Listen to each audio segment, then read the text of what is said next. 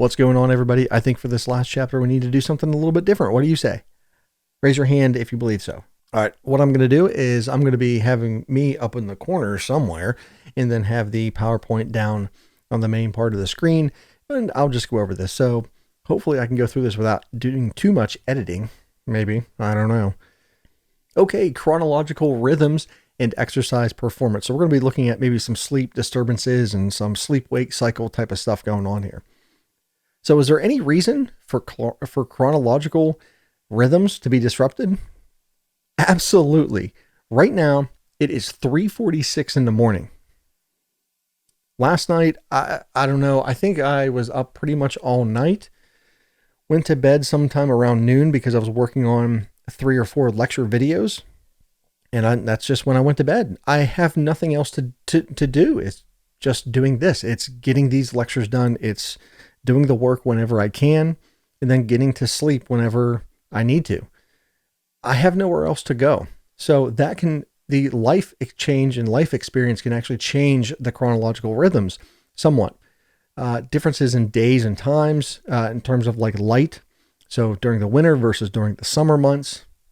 And if everything is dark on the inside, if the shades are always down, that could affect somebody's rhythm, natural rhythm. So looking at the sleep-wake cycles, the circadian rhythm is what we describe this as. So this 19 to 28 hour cycle that we have. And there's 2 main tiredness periods that we have during this rhythm. And these are actually coincidentally related to and highly correlated to times when heart attacks, deaths, and accidents actually occur, which is somewhat strange, but just kind of the way it is. So these circadian rhythms are controlled by the suprachiasmatic nucleus within the hypothalamus of the brain. The hypothalamus controls a lot in the brain: appetite, thirst, sleep-wake cycles, heart rate, respiratory rate, all that stuff. It is controlled within the hypothalamus of the brain. Very, very, very powerful portion of the brain. So it is a thermoregulatory center as well, or it's close to the thermoregulatory center, the suprachiasmatic nucleus. So it's the brain's master clock to keep you in rhythm. I think mine has just been jumbled around so much. I don't know. Mine is just completely screwed up. It always has been since I was little. I've always been a night owl. And I think there's a lot of research to show that there are people that are like that, like myself, that during the night, like we're almost like Batman.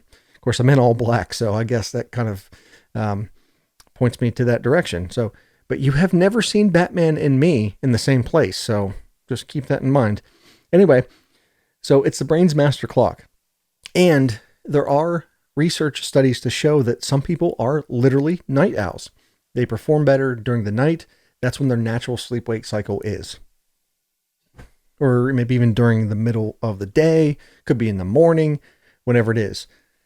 A lot of people find my type of sleep patterns very, very strange, but I get it done. I do a lot of my best work and best thinking at night. And not just at night, like 8 o'clock, 9 o'clock in the evening. I'm talking like 2, 3, 4, 5 in the morning.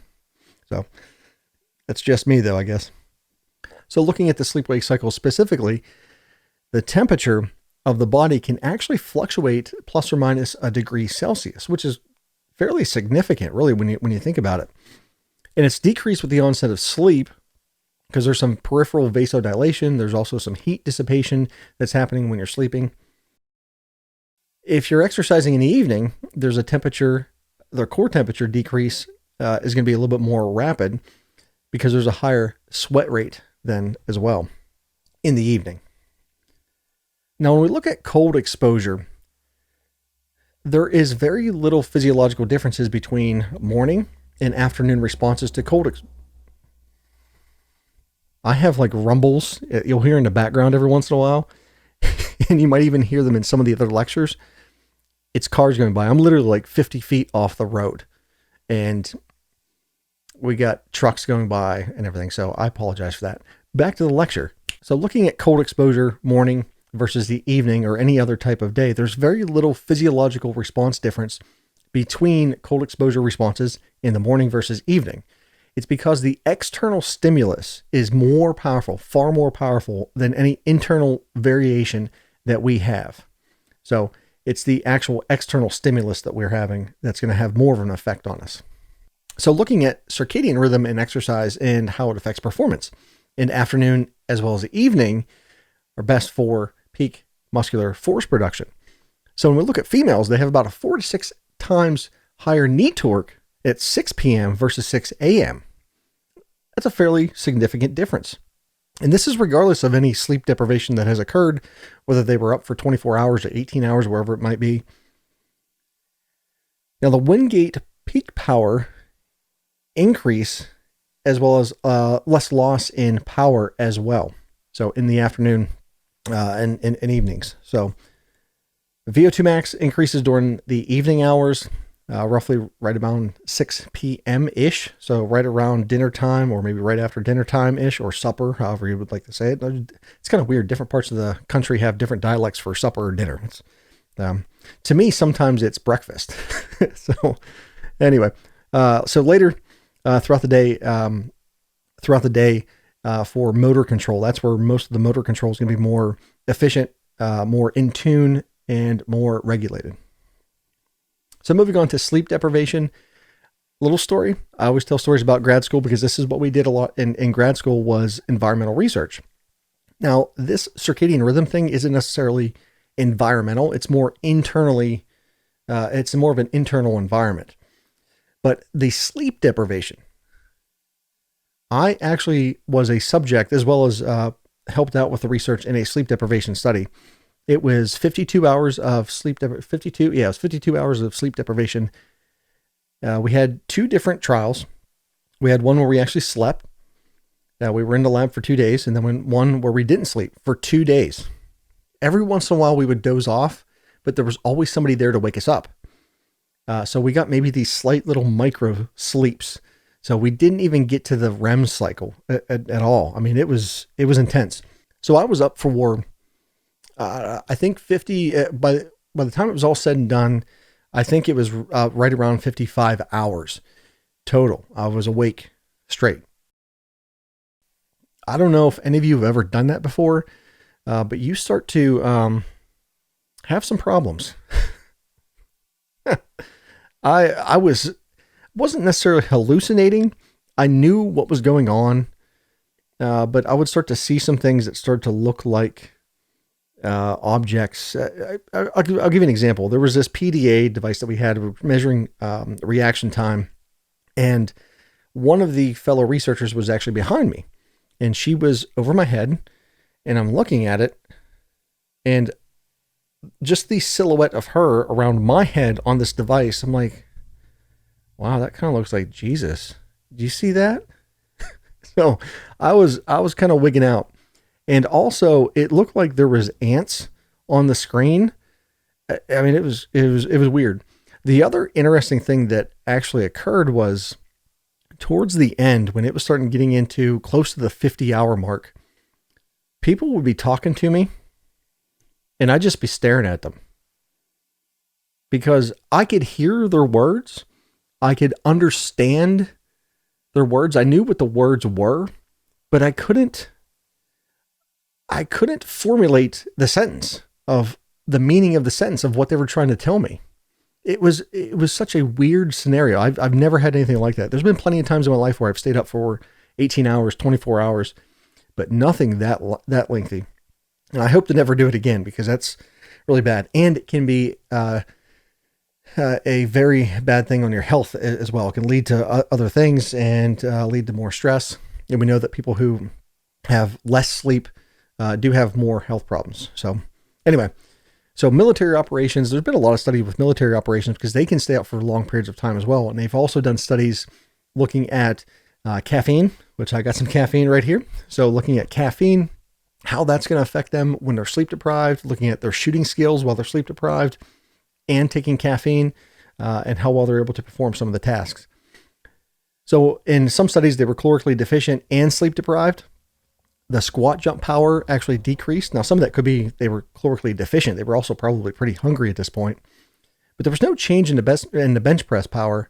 And there was also no change in marksmanship as well as any grenade throwing as well, which is definitely a good thing because that shows that they can still perform at least those tasks and perform them at least fairly well And one other thing is when they were taking the caffeine, their marksmanship skills actually slightly improved while they were sleep deprived versus the other subjects who just got placebos. So there you go with that.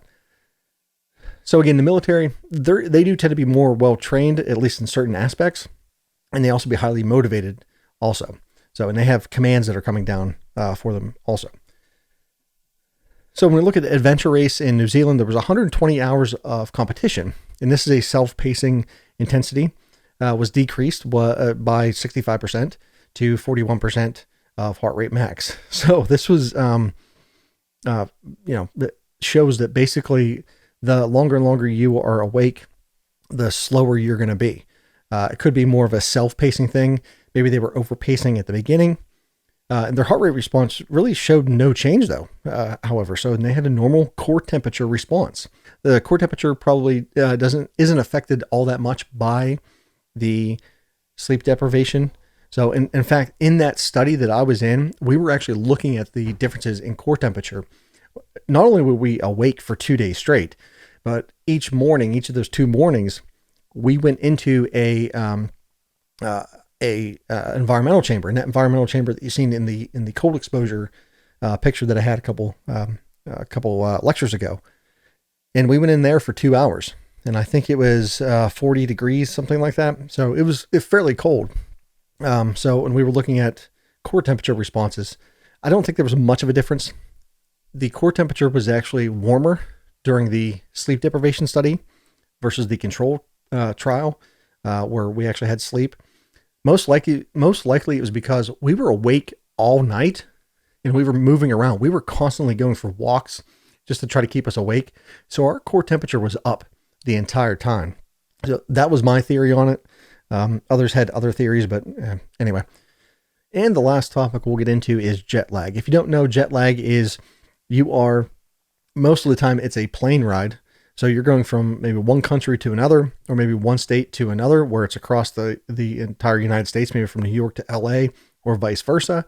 Or you could be traveling maybe from here to like Australia, basically around the world, or, multiple hours difference, where the plane flight might only be, a few hours, or maybe even, 12 hours or something like that. But when you get to another place, you are now like, 10 hours behind or ahead, depending upon what it is. So your rhythm is out of sync with the time, the local time. It takes, for every 1 hour difference that you're coming from, it takes about 1 day, approximately 1 day. So that's a major hurdle that people have to come over. If they're only going to be maybe in that country or in that town or city or state for, a couple of days, they're never going to get used to it if they're, 8 or 10 hours off from the local time. So that could cause some problems. There's more disturbances on the west and west to east coasts, coasts. Oh my goodness. So more disturbance west to east, there's shortened daylight, obviously going from west to east. Because you're going away, you're basically decreasing the amount of time throughout the day, at least the day that you had traveled. North and south travel doesn't have very much impact really at all, unless it's the winter time and you're going to above the Arctic Circle, or you're maybe going above the Arctic Circle during the summer, and now you have 24 hours of either daylight or night. So that could affect you a little bit there, but we're talking about in terms of the time zone differences. So the time of the flight and the arrival effects. So flying after sleep and arrive at night equals less effects.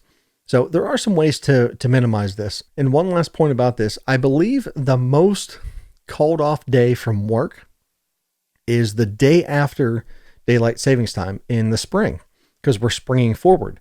We're losing an hour of sleep. Now we can get into the antiquated reasons why we still do this, changing of hours. But again, it takes one whole day to make up that hour. And there's a lot of people who call off work or are late to work that next Monday because they're still not accustomed to that additional hour that is, or that hour that has been taken away from them. So it can have some drastic effects on performance in the workplace, but also any type of athletic performance as well. So anyway, that was the chronobiological rhythms and exercise performance, and also maybe some tidbits there about any daily life activities with chronological rhythms as well. So that is environmental physiology, really, in a nutshell. I'm not sure if it was a nutshell. So we did go through the whole semester, everything that I wanted to cover. Half of it had to be online. It stinks that we had to do that. We could have been doing some other experiments in class that I think would have been fun, but I hope you enjoyed everything. If you have any questions, any comments, any concerns, anything like that, please let me know. Don't hesitate to ask about anything. So that was the final lecture. I thought I'd do something a little bit different for the final one. So hopefully my editing skills are still strong with me, so that I can put myself up in the screen and then put the PowerPoint down there. So anyway, I thank you for watching. Y'all stay safe and have a good summer.